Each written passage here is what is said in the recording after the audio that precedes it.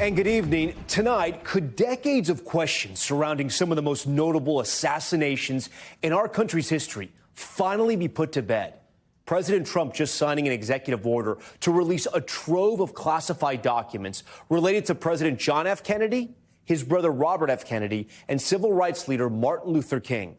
The political killings have long prompted skepticism and launched several conspiracy theories. President John F. Kennedy was shot while riding in his motorcade through Dallas on November 22nd, 1963. Officials concluded Lee Harvey Oswald was the assassin, but some question whether he acted alone. And how was Jack Ruby able to kill Oswald? Former Senator and Attorney General Robert F. Kennedy was shot while addressing supporters at a hotel in Los Angeles on June 5, 1968. His son, RFK Jr., who Trump has selected to lead the Health and Human Services Department, has long believed the CIA was behind his father's and his uncle's murders, a theory his siblings do not support. And Martin Luther King Jr. was fatally shot at a motel in Memphis on April 4, 1968. James Earl Ray pleaded guilty, but then later maintained his innocence. Members of the King family have also questioned that assassination. So will these new documents give us more of a full picture as to what happened, or will it confirm what officials have maintained for years? We'll speak with an expert on the topic in just a moment. NBC News Chief White House correspondent Peter Alexander starts off our coverage. They are among the most defining acts of political violence in American history, taking the lives of three of the most iconic figures the country has ever known: President Kennedy, his brother Robert Kennedy, and civil rights leader Dr. Martin Luther King Jr. Tonight, with the stroke of a pen, President Trump ordering the full public release of classified files related to their assassinations, saying it will end the mysteries surrounding them. That's a big one, huh? A lot of people are waiting for this for years. For decades, and everything will be revealed. It's a campaign promise kept. The president made a similar pledge during his first term, releasing many JFK files, but not all. I was actually asked by Mike Pompeo, his Secretary of State, not to, and he felt that it was just not a good time to release them. The swirling questions and conspiracies fueling an industry of books and films like Oliver Stone's 1991 hit movie, JFK. I never realized Kennedy was so dangerous to the establishment. The official Warren Commission report concluded Lee Harvey Oswald acted alone. But for many, the questions still linger. Was Oswald the lone assassin, or did he have help? Was the CIA, mafia, or perhaps a foreign government involved? And was there another shooter on the grassy knoll that day? Kennedy's nephew, Robert F. Kennedy Jr., President Trump's pick for Health and Human Services Secretary, has long argued the truth is not fully known. CIA, yes, they were definitely involved in the murder and the 6-year cover-up. The CIA has denied that allegation. Tonight, JFK's grandson, Jack Schlossberg, is criticizing the move, posting, "Declassification is using JFK as a political prop when he's not here to punch back. There's nothing heroic about it." Then, just 5 years later, the stunning assassination of Kennedy's brother and presidential candidate RFK. Tonight, Kennedy reacting to the president's announcement. I think it's a great move. He's keeping his promise to have the government tell the truth to the American people about everything. As for King's assassination that night in Memphis, members of his own family have asked if he was the victim of a government plot to kill him. With that, Peter joins us tonight live from the White House as well. Peter, do we have any idea when the public will be able to see these files?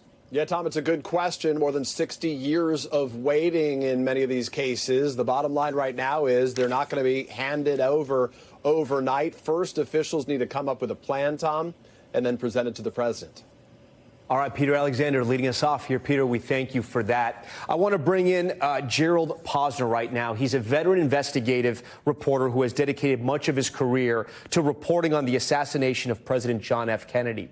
He's the author of Case Closed, that dismantles many of the most famous conspiracy theories about the assassination of JFK. He was also interviewed for the Frontline documentary, Who Was Lee Harvey Oswald? That is considered one of the most definitive docs on the event that's happened. He also authored many other investigative books, including one on the assassination of Martin Luther King Jr. Gerald, it is such a pleasure to have you on tonight. It's great to see you again. You are probably the best guest, I think, in this country to have on this topic tonight. So more than 30 years ago, you wrote the book and you concluded that Lee Harvey Oswald killed JFK by himself. As someone who's an expert, is there anything in these files you're curious about? Yeah, there are things, Tom. I mean, I'd love to see there are some files that are still sealed about the mafia and CIA plots against Fidel Castro. I'd like to know more about that. There's a document in there on Mexican intelligence information was gathered on Oswald when Lee Harvey Oswald visited Mexico City only 6 weeks before the assassination. And it might disclose the extent to which the CIA knew how unbalanced Oswald was, and they didn't tell the FBI. So there could be some embarrassing things in here. It'll be interesting for history. But I don't think what most Americans are looking for, which is a smoking gun document that will turn the case on its head and say, hey, here's who killed Kennedy, it was really part of the secret government, and here are the people involved. That's not going to happen. You gave us a little bit of a nugget there, so I do want to ask you about that. Do we know why Oswald goes to Mexico City and goes to the Cuban embassy? Yeah, it's so interesting. He's only 23 years old at the time because he just turns 24 when he gets up in a window and shoots at President Kennedy in November. He wants to go to Havana, where he thinks the real revolution is happening. He's a leftist who's went to the Soviet Union. He went after he was in the Marine Corps and said, I'm turning up here and I want to be part of the Russian Revolution. Then he hated it there. He thought that they had ruined communism. Came back to America and thought that this was equally bad. And then he looked to get to Cuba, but he was turned down in his travel plans by both the Soviets and by the Cubans. And when he came back to America in early October, only 6 weeks before Kennedy visited Dallas, he was dejected and in the worst mood he had been in. He had just failed a few months earlier to try to shoot and kill a retired Army general. So Oswald was sort of a powder keg ready to explode. And the president ends up taking a motorcade route that goes right in front of where Oswald works. It's one of those things you couldn't make up out of a movie, but it happened in reality. And just to be clear, what your book, proves in a way, and what that Frontline documentary also proved when it came out in 1993, you think that Lee Harvey Oswald, by himself, assassinated John F. Kennedy by shooting him from the bookstore. There are no arguments and no questions about it, in your opinion. There's no question at all that Oswald was the assassin that day at Dealey Plaza in Dallas. So the only question is, did he do it for himself or did he do it as part of a plot? That's always the toughest question. I've looked at those connections to see whether he did it. Did he do it for the CIA? Did he do it for the Russians? Did he do it to impress Castro because he wanted to get to Cuba? There are all of those possibilities. But in the end, what's missing, Tom, is proof and evidence. And it's not going to be sitting there in a file that's been sitting in the National Archives for all of these decades. I think what will happen is if these files don't provide the evidence of conspiracy, which many people are looking for, and President Trump has raised the expectations with this dramatic executive order, then Robert Kennedy and others are going to ask him to appoint in essence, like a Truth and Reconciliation Commission to say, let's look for assassination documents wherever they are in the government. I don't think that this case will be resolved to everybody's satisfaction after the files are Gerald, released. one of the big questions which led to a lot of conspiracy theories were, how did Jack Ruby, the nightclub owner who killed Lee Harvey Oswald before he even goes on trial, on live TV at the Dallas police headquarters, how was that able to happen? And do you think there might be any documents connected to that? You asked the key question, as far as I'm concerned, as a reporter, and it's the same thing I had when I started to research the case in the early 90s. I thought it was a conspiracy because I thought Ruby's murder of Oswald, only you have a guy who looks like he's out of central casting for the mafia, shooting the accused assassin of the President of the United States 2 days after he's arrested in police custody. It looks like a mob silencing, or he's been silenced. We've all seen those movies. So I was convinced that that's what it was. It's only when I went and followed the evidence that I realized it wasn't the case. Will there be more information in those files on Ruby? Possibly, but we're not going to find anything. We've looked already to see the mob connections. They don't exist. We've looked to see in his background. Ruby turns out to be just somebody who's ruined the case for history by having killed Oswald for his own warped motivations, thinking that he was going to be a hero for killing the person who had killed the president. Instead, he ruined it for history. The documents related to the assassination of Martin Luther King Jr. will also be released. In recent history, his daughter has said, I want to put this up for our viewers here, Bernice King strongly contends that there is still a search for answers, as the assassination of her father was a culminated effort involving, quote, federal, state, and local governments, including the Memphis Police Department. More than a half century after his assassination, Bernice King told the Griot that James Earl Waite, the man convicted in Dr. King's murder, was used as a diversion with the gun that he had. Could more on this potentially be revealed, and what do you think about that as somebody who's written a book on it? I think when it comes to the families, RFK Jr., the King family, it's very emotional. They're involved in a lot of things, especially the King family. They know that the FBI, J. Edgar Hoover ran the FBI. They were after Martin Luther King. They were trying to disgrace him. They had illegal surveillance on him, on his personal life. So when he was killed, of course, they feel, it just can't be this guy, James Earl Ray, who did it on his own. The shame of it is for the King family is that they've sort of absolved Ray of any responsibility. And again, Tom, I'm convinced from my own reinvestigation of the case, I published those results in '98, James Earl Ray was the fellow who shot Martin Luther King that day in Memphis. The question has always been, did he do it again for himself or as part of a plot? I think he did it for money that was coming out of the Midwest from a racist who was offering a bounty of up to $50,000 on Dr. King. So small conspiracy, but not the type of conspiracy that I think the King family and many other Americans are looking for, which is sort of a government secret state conspiracy. We're talking about a half century here, right, Gerald? So I guess my question to you is, why would the government hold on to these documents for so long, right? Because in the first Trump administration, all of them could have been released as well, and they weren't. President Bill Clinton, going back to the 90s, had made a similar promise and released some documents, or had sort of set the stage so we could get to this point. And my question is, do you think the reason why they didn't release them, you could wonder, hey, maybe they didn't want to reveal information sources, intel sources, but it's been half a century. Do you think it's because it'll look embarrassing the way they investigated it, or were they fumbled clues?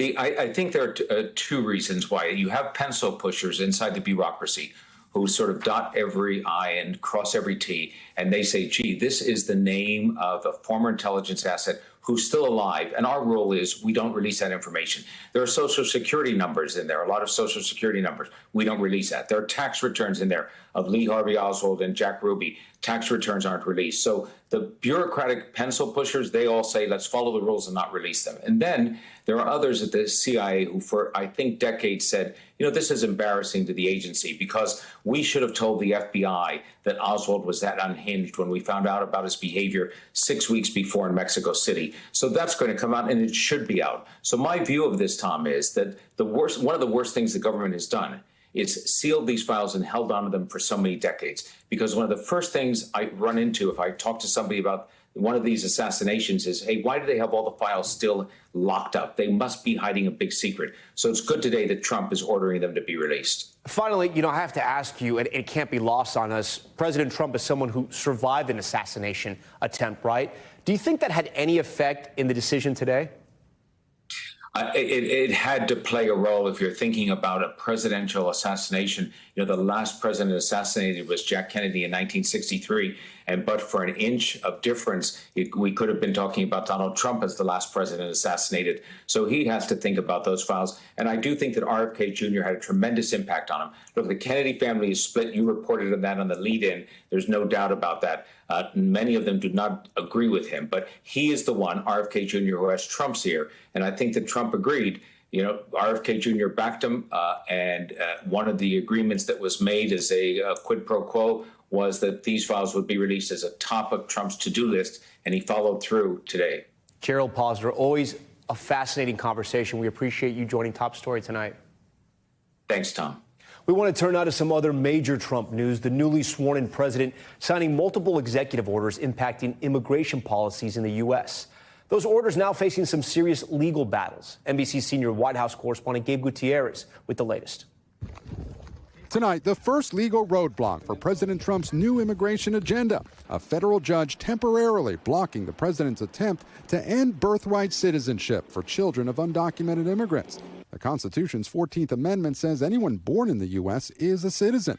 Trump believes it's a magnet for illegal immigration. But a judge today calling the president's move a blatantly unconstitutional order. They put it before a certain judge in Seattle, I guess, right? And there's no surprises with that judge. The legal showdown comes as the White House says its promised immigration crackdown is already underway. ICE agents seen arresting migrants with criminal records in Boston, while the president is sending 1,500 troops to the U.S.-Mexico border. Have deployed active duty U.S. military and National Guard troops to the border to assist in repelling the invasion. It's not the first time, but the military says the mission is mostly logistical support.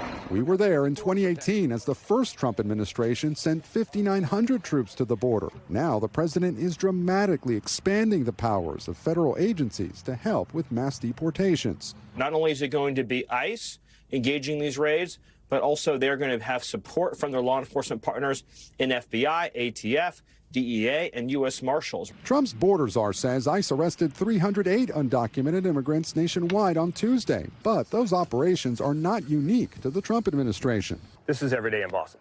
As we saw last month firsthand near Boston. In fact, last September, during the Biden administration, ICE arrested an average of 282 migrants a day. They are hunting us, this deported migrant says. Meanwhile, from 3 sources familiar with the planning, NBC News has also learned the Border Patrol is looking to expand the use of water buoys along the Rio Grande to deter migrants, while President Trump is ramping up his push against Democratic-run sanctuary cities. In a new memo, the Justice Department threatening officials who block the president's immigration policies with prosecution. Tonight, across the border in Juarez, Mexico, authorities are now constructing massive shelters for the expected bottleneck of migrants, as President Trump has in effect shut down the U.S. asylum system. Gabe Gutierrez joins us tonight from the White House. So, Gabe, you have some new reporting about Customs and Border Patrol turning away asylum seekers at the border? Yeah, that's right, Tom. Look, as I just mentioned in the piece, it is quite remarkable. In effect, President Trump has shut down the U.S. asylum system, and now we're hearing from multiple sources along the border, including 3 sources directly familiar, that migrants that are presenting themselves to ports of entry across the U.S. southern border are actually being turned away and sent back to Mexico. And I spoke with one immigration attorney who says that in Tijuana, Mexico, there's a lot of desperation there. They don't know what's next. And you'll remember, Tom, just a few days ago, the Trump administration, shortly after the president took office, shut down that CBP One app, the app used to make appointments for initial screenings. Well, now there appears to be no way for migrants, asylum seekers at all, to be able to start that process. So again, at this point, it appears that the U.S. asylum system, in effect, has been shut down, Tom. Gabe Gutierrez with that new reporting tonight. Gabe, we thank you for that. For more on the legal ramifications from Trump's executive orders, I want to bring in NBC News legal analyst and friend of Top Story, Danny Ceballos. Danny, I want to pick up where Gabe left off in his report, talking about the Trump administration threatening those local officials who don't comply with their immigration orders. I want to put this up on the screen for our viewers. This is the memo that they put out, and here's what it reads. The Supremacy Clause and other authorities require state and local actors to comply with the executive branch's immigration enforcement initiatives. Federal law prohibits state and local actors from resisting, obstructing, and otherwise failing to comply with lawful immigration-related commands. So what do you make of this memo, and should local and state officials be worried of prosecution? They should be concerned. And really, the memo needs to tell the other side of the story, which is, yes, the Supremacy Clause generally provides that where the federal government and the state government have an overlap of jurisdiction, if the federal government, the federal sphere of influence is intended to occupy the field, then the federal government prevails. But there are other tricky issues with this. Let me just give you an example. Let's say somebody's arrested, they're in jail, their case is dropped. What they're implying here is that authorities should hold this person until the feds can come pick them up. Until ICE can go into the jail and take them. Exactly right. But the problem with that is the moment, and I can tell you as a criminal defense attorney, the moment a case against somebody ends and they're no longer allowed to be detained or kept in jail, then you're violating their constitutional rights by holding them just because someone from the federal government gave you a piece of paper that says, hold this guy until we come get him. It's not a warrant. It's just a, would you please hold him piece of paper? And that's not enough to override an individual's rights, even in someone who's not here lawfully, to be free of imprisonment if there is no pending case against them. So they're going to set up, it sounds like, a group that is just going to look at this, especially at sanctuary cities, right? Which essentially sanctuary cities are places that before they said immigrants, undocumented immigrants can come here, and if you know, you can report crimes, you can ask about services, and you're not going to be arrested. And in some cases, they're not going to work with the federal authorities like happened here in New York City. So let me put up another part of the memo here. This is what they write. The Civil Division shall work with the newly established Sanctuary Cities Enforcement Working Group, within the Office of the Associate Attorney General to identify state and local laws, policies, and activities that are inconsistent with executive branch immigration initiatives and where appropriate to take legal action to challenge such laws. Danny, it sounds like they are threatening the sanctuary cities and saying, if you don't play ball, we're going to come after your mayor. We may come after your chief of police. Is that what they're saying here? Oh, they're making it very clear. And just like these memos and executive orders. Is it legal? Well, it remains to be seen. I mean, the one thing we've learned about a prosecution is that somebody can initiate a prosecution. Then it's incumbent upon the defendant to raise those kinds of constitutional or other defenses to the court. So there really is, just like a lawsuit, there's really nothing to stop a prosecutor from going to a grand jury and getting an indictment, which is a very one-sided affair, hauling someone into court, and then putting them on the defensive, making them prove that what they did was lawful. So President Trump is cracking down on DEI programs within the federal government. Now you have AGs, like in Texas, that are threatening the big banks, saying, if you do business with the federal government, you need to get rid of your DEI programs as well. Can they do that, or is that one step too far? Because these are private companies. Yeah, this might be an easier path for the Trump administration, mostly because the Supreme Court, in just the last year or so, struck down affirmative action. So affirmative action, they have a stronger argument to make that any kind of race or gender-based quotas are somehow unlawful. And in doing so, they certainly can go after, and by go after, I mean notify private companies that to the extent, especially if they want to do business with the federal government, that the federal government can condition things on getting what the federal government wants. By the way, one of the federal government's greatest powers is not coercive. It's the spending power. In other words, it is the carrot, not the stick. Often the federal government gets done what it could not otherwise get done by a mandate, by a statute saying thou shalt, by saying instead, hey, if you want, say, federal highway funding, all of you states need to raise your drinking age to 21. That's exactly what they did, and every state has turned 21. And DEIs and DEI programs aren't necessarily the same thing. They're not one and the same. They're not one and the same, and that's why I think you're going to see people looking into each of their programs to see whether or not they satisfy or meet the definition of a quota. And after all, I mean, some of these programs may have policies that are similar enough to quotas, at least in Trump administration's mind, that it's worth taking legal action against them. Okay. Danny Savalas, great to have you here. Thank you for explaining all that. We now turn to the unusual response from Elon Musk after critics say he used a Nazi salute on stage. The billionaire and close Trump advisor posting a series of puns involving Nazi names this morning on X. The post comes as Musk feuds with another wealthy tech mogul over Trump's $500 billion AI initiative. NBC News White House correspondent Yamiche Alcindor has this one. Tonight, Elon Musk making light of a gesture some found offensive at an inauguration celebration Monday. And I just want to say thank you for making it happen. Thank you. Some critics saying this hand motion looked like a Nazi salute. This morning, Elon Musk on X with a message containing a series of Nazi-related puns, including saying, quote, bet you did Nazi that coming. The Anti-Defamation League, which initially defended Musk's gesture as just an awkward onstage moment, chastising him in a statement today, saying, quote, the Holocaust is not a joke. Musk has not responded to our request for comment about the incident. It's the latest in a string of controversies ignited by the world's richest man, the close ally of President Trump. Musk undercutting Trump's announcement just days ago of a new $500 billion artificial intelligence initiative called Stargate. It's a collaboration of several existing AI brands. We want it to be in this country, and we're making it available. Musk posting on X, quote, they don't actually have the money. Sam Altman, the head of OpenAI and one of Stargate's biggest backers, firing back, writing, quote, wrong, as you surely know. Mr. President, does it bother you that Elon Musk criticized a deal that you made publicly, that he said that he tweeted that? No, it doesn't. He hates one of the people in the deal. Musk earning a seat at Trump's inner circle after spending an eye-popping sum on his campaign, a reported $250 million. That included a daily $1 million giveaway to registered voters who signed a petition in battleground Pennsylvania. If you already believe in the Constitution, you're just signing something you already believe, and you can win $1 million. That's awesome. But sources within the Trump transition told NBC News his newfound influence has caused conflict in Trump world. His support of H-1B visas for foreign workers enraged the MAGA faithful. And his near constant presence at Mar-a-Lago annoyed some Trump officials, with one saying, quote, he's behaving as if he's a co-president. And no, he's not taking the presidency. The two billionaires themselves have had a love-hate relationship, with Elon Musk initially opposing his bid for president in 2016. I feel a bit stronger that probably he's not the right guy. He doesn't seem to have the sort of character that reflects well on the United States. And although their relations warmed after Trump's first election, they've still had their differences. You know, he said the other day, oh, I've never voted for a Republican. I said, I didn't know that. He told me he voted for me. So he's another artist. But Musk endorsed Trump after the assassination attempt against him in Pennsylvania last summer and has been a staunch supporter ever since.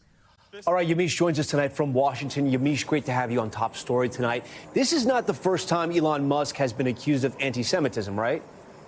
That's right. Some have criticized Elon Musk, saying that he spread anti-Semitic messages on social media. They also say that under his ownership, X, formerly known as Twitter, has also been more inviting to hate speech. Elon Musk has denied spreading any sort of anti-Semitic messaging. And he also says Twitter, now, of course, known as X, is a place that's really about free speech, Tom. Is anyone in Trump world, anyone in the administration, disowning Elon Musk because of his jokes about Nazis? Well, this is a key question. We haven't seen anyone in Trump world or close Trump allies break from Elon Musk because of this gesture or because of his statements even today with those Nazi puns. What we have seen is Steve Bannon, who is a longtime ally of President Trump, someone who served in the first Trump administration. He has been criticizing Elon Musk for a different issue, and that is his comments on artificial intelligence and Stargate. He also has been saying that Elon Musk isn't moving fast enough to slash government spending, as he heads that government agency that's going to be looking at government efficiency, Tom. Okay, Yamiche, great to see you. We thank you for that report. Next to Southern California as we track the intense firefight tonight to get new wildfires under control with tens of thousands still evacuated. Crews waging massive air and ground attacks to get a handle on the flames. And a new worry tonight, life-threatening mudslides with rain now in the forecast. Liz Kreutz reports. Tonight, relentless Santa Ana winds sparking multiple new fires across Southern California, forcing firefighters into what seems like a volatile game of whack-a-mole. From Ventura County to San Diego to Los Angeles, where overnight a brush fire ignited near the famous Getty Center, closing in on one of the city's busiest highways and prompting evacuation warnings in Bel Air. I can see it spreading in both directions. Crews knocking it down, while also waging a massive air and ground attack to get a handle on the Hughes fire in North LA County, which forced 30,000 people from their homes. We were able to get a lot of personnel and equipment on scene in a relatively short amount of time. Across Southern California, 10 million people facing dangerous fire conditions with up to 70-mile-per-hour winds. But rain now in the forecast after months of bone-dry conditions. Rain, is it a good thing or a bad thing? Right now, what's predicted looks like a good thing because it's not a lot, but we're not taking any chances. The rain is also bringing concerns about mudslides with unstable land and the burn scars and all this toxic debris. Crews clearing debris, installing concrete barriers, and giving out sandbags to shore up vulnerable areas. If the rain does pound for a significant period of time, there will be a slide. Despite a city on edge, multiple schools near Altadena reopening for the first time since the Eaton fire. Some of my best friends might have lost their homes. I only know one whose house burned to the ground, so that was a sad thing. An attempt to return to normalcy as the fire threat looms large. Okay, Liz Kreutz joins us once again tonight from Malibu. Liz, what do we know about President Trump's visit to Los Angeles? Well, hey, Tom, we expect that President Trump will visit here tomorrow, and we do expect that he will survey some of the communities that have been ravaged by these wildfires, see some of the destruction here, like in Malibu, where we are. This is just part of the destruction here.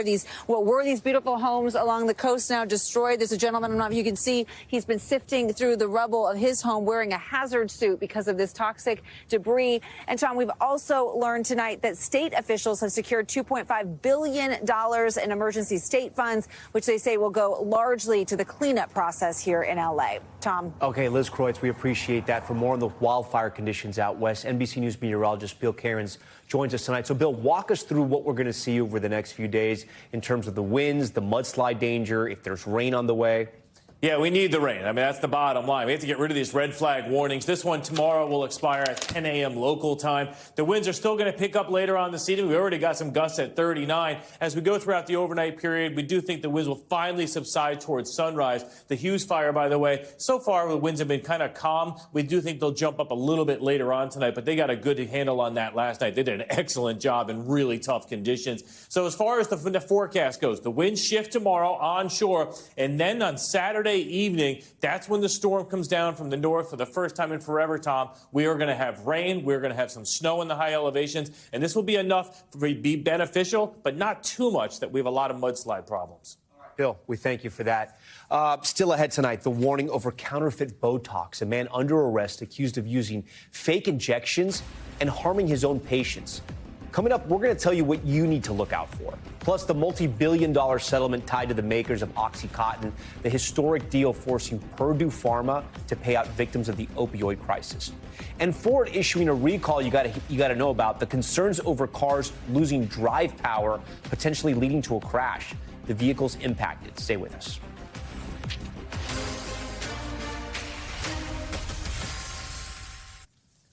Okay, we're back now with an alarming arrest here in New York City. A man who ran a popular med spa has been charged for allegedly injecting patients with counterfeit Botox without a license. Some of those patients experiencing double vision and heart palpitations. NBC's Rahema Ellis has the details and what you can do to stay safe. Tonight, New York City esthetician Joey Grant Luther faces multiple felony charges after prosecutors say he knowingly and without a license injected clients with counterfeit Botox from China, making some of them sick. Luther's medical spa, JGL Aesthetics, flaunted luxury self-care and offered facials and body sculpting on its website. But inside, prosecutors say, the clients were offered a different menu of services on an iPad, including a category called injectables. Luther assured clients he was using products purchased from Allergan, an American company that manufactures Botox, according to officials. But according to a complaint filed in the Southern District of New York and unsealed on Wednesday, Luther was ordering counterfeit Botox from suppliers based in China and Hong Kong. Prosecutors say one patient who paid $463 for an injection was diagnosed with botulism, a rare but serious disease that attacks the nervous system and can cause paralysis. After another client messaged Luther, they went to the ER for double vision. Luther replied, "It's rare with Botox," and assured the patient the Botox was not counterfeit, the complaint says. Adding that 3 days later, Luther texted his Chinese-based supplier saying, "That lot number is contaminated that I bought from you. It's on the news here." On Monday, Luther was arrested and charged with wire fraud, smuggling, and holding counterfeit drugs for sale and for dispensing. Luther and his attorney did not respond to NBC News' request for comment. The counterfeit products that have been used had 150 units, which is something that's not even made. So right there, you would know that it was fake. Dr. Lance Brown is a board-certified dermatologist and clinical assistant professor of dermatology at NYU. He says the number one thing patients can do to stay safe is to check that their provider is licensed. It's very important to make sure that you check the credentials of anybody you go see before going to get these injections. And to seek medical care if you experience these symptoms. Blurred or double vision, difficulty swallowing, dry mouth, keeping your head or neck up in position. These are all signs that could show that you've been injected with the counterfeit or fake product. And with that, Rahema Ellis joins us now in studio. So, Rahema, explain to our viewers, what did Luther do after he realized the Botox he was using was making his patients sick? It is an interesting story, Tom. According to prosecutors, Luther continued to purchase and inject the counterfeit Botox even after he learned that the clients had fallen ill or experienced strange symptoms. Luther faces up to 20 years in prison if convicted on his top charge. He was released on a $100,000 bond and has a preliminary hearing set for February 12th.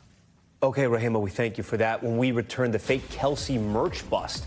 The group accused of forging ex-Eagle star Jason Kelsey's signature and selling memorabilia for up to $200,000. How they did it. Stay with us.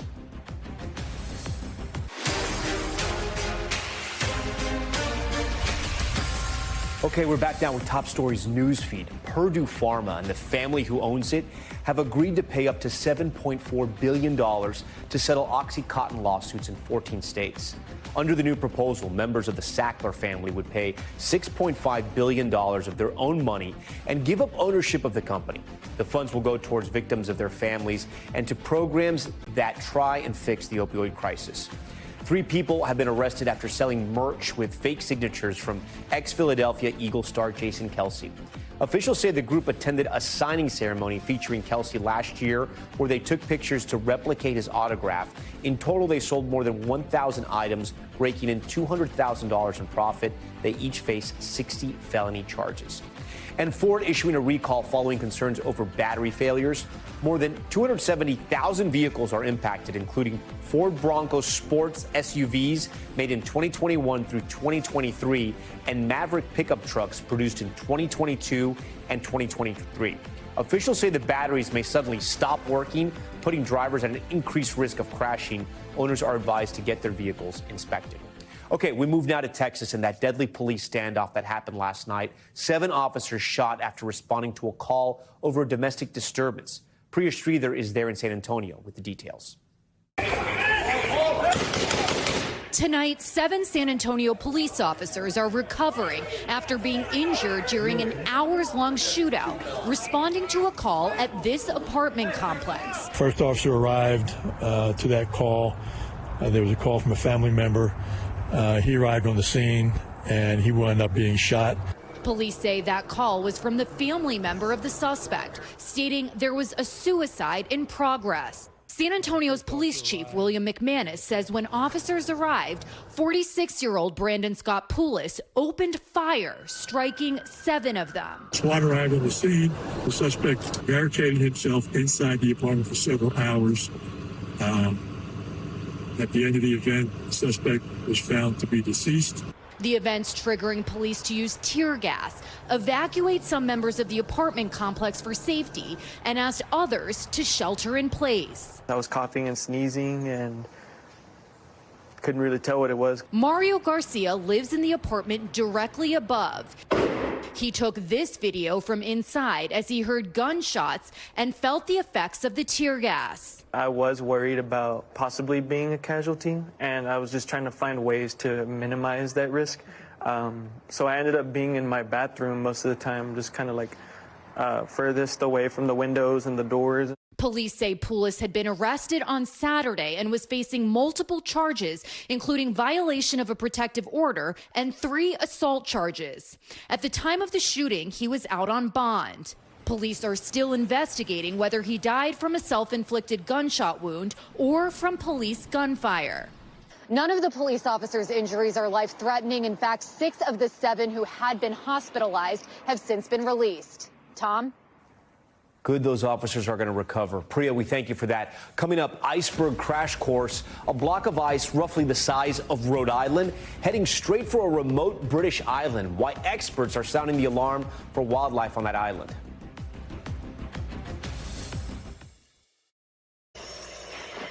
We are back now with Top Stories Global Watch and an update tonight. Italy's High Court has upheld Amanda Knox's slander conviction. Knox was found guilty for slandering her former boss last June. She falsely accused him of the 2007 murder of her roommate, Meredith Kircher. The court upholding that conviction today after an appeal, but she will face no jail time. It's the final remaining conviction for Knox, who was acquitted in 2015 for her roommate's murder. The world's largest iceberg on a collision course with a remote British island. The ice block is slightly bigger than the state of Rhode Island and is reportedly headed for South Georgia and Sandwich Islands off the coast of Antarctica. Experts say the potential collision threatens the island's king penguin and elephant seal populations there because it could potentially block feeding ground access. Okay. Mount Everest climbers will also face a price hike if they want to summit the world's tallest peak. Nepal is increasing climbing permit fees from more than 35%, which means it will cost up to $15,000 to climb Everest during peak season in April and May. The change will go into effect in September. Nepal issues about 300 permits per year. We want to move now to Thailand, where hundreds of couples said "I do" at a massive ceremony celebrating the country's legalization of same-sex marriage. After decades of campaigning, Thailand now the third place in Asia to allow people of the same sex to tie the knot. Janice Mackey-Freyer follows one couple's journey to the big moment. Couples wore dresses, suits, or traditional Thai outfits. There were balloons, sparkles, and smiles as hundreds walked down a rainbow-colored aisle and proudly into history. Most people at this mass wedding have been in partnerships for years, but today marks the first time in Thailand that they can register their love as legal. We can live safely and smoothly without being a burden to anyone, she says. It's so good. Thailand has long been seen as open to LGBTQ+ people, but it still took activists over 2 decades to campaign for full legal rights. It's not only protests on the street, but we also do a lot of the advocacy. Thailand's prime minister on her Instagram account said the rainbow flag has been planted gracefully in Thailand, adding everyone's love is legally recognized with honor and dignity. For Maple, a single mom, and her partner Kevin, a transgender man, being married means more than just a piece of paper, though they've been waiting 6 years to get it. This law is important because this will be like family, the real family. Maple says a legal marriage gives them stability and respect, which has come reluctantly, even from their own families. So when they arrived at the mass wedding, they were beaming. They registered their documents, got marriage certificates, and with witnesses... My big brother. Yeah, my big brother. and photos, they were newlyweds. Thailand becomes only the third place in Asia, behind Nepal and Taiwan, to allow people of the same gender to marry. The law also grants them adoption and inheritance rights. Thailand is also hoping the marriage equality law will be a boon for wedding tourism. This ceremony, the first to celebrate progress and to say love wins. Janice Mackey-Freyer, NBC News, Beijing. We thank you for watching Top Story. I'm Tom Llamas in New York. Stay right there. More news on the way.